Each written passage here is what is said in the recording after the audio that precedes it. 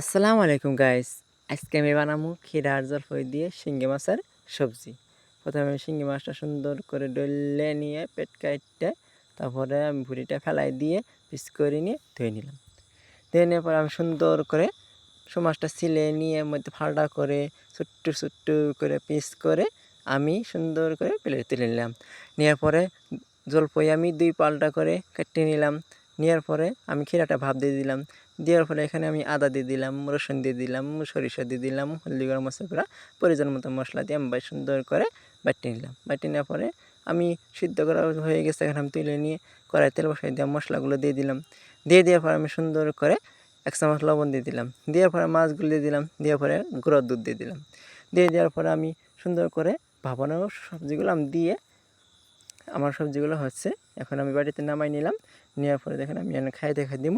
যদি আমার ভিডিওটা ভালো লাগে লাইক কমেন্ট শেয়ার করবেন। ভালো থাকবেন। খোদা হাফেজ।